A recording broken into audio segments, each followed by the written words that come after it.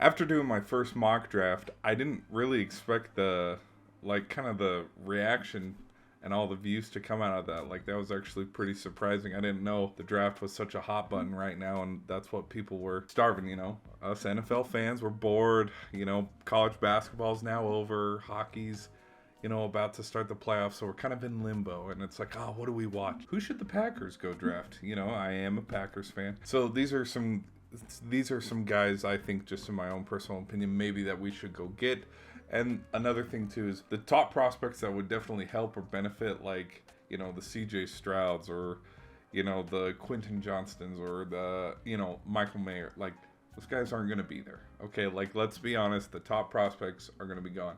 Like, the sleepers that are going to go later in the draft, that's who's going to be there. And so that's what I wanted to talk about. So some things that we definitely need are potentially maybe a quarterback, defensive help like corners, safeties, edge, and then lastly, we're probably going to need some linemen. So in this 2023 draft, we have 10 picks. For quarterback, honestly, because there is zero hype behind these guys, if available, we should get Dorian Thompson-Robinson out of UCLA. I remember when that dude, for the first 2-3 weeks of the 2021 season, was a Heisman frontrunner, just because of how dominant he was right there at the beginning of the season. Tanner McKee, he also had a pretty solid 2021 campaign. His 2022 was like a little off, but it's like, dude, Jordan Love had a solid junior year, but then his senior year was garbage. Yeah, we still drafted him. So it's like, Hendon Hooker, you can't overlook this dude. He was the reason why they went undefeated for the majority of the season last year for Tennessee, until sadly he tore his ACL. And then Stetson Bennett,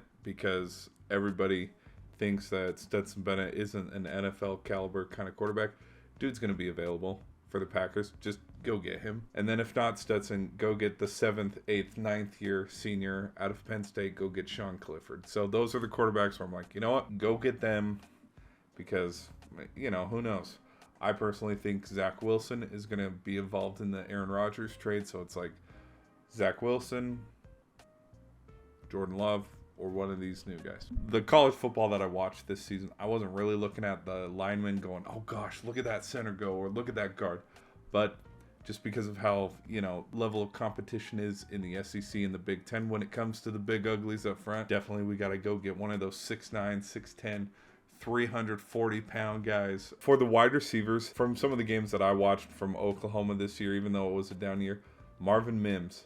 Go get Marvin Mims. He was a pretty solid offensive guy. He had a few touchdowns. Or go get Jaden Reed. Jaden Reed was a huge contributor. Totally not going to forget about how him and Peyton Thornton totally turned around, Michigan State's football program in that 2021 season when they were top ranked. Like, you can't forget that. Even though, like, his 2022 season might have not been as productive, it's like the dude was a key piece in why the Spartans were really good. For defensive ends, I didn't know too many of the defensive end guys, but it's like he'll probably be off the board. But Iowa's Van Ness, if possible, or Foskey out of Notre Dame.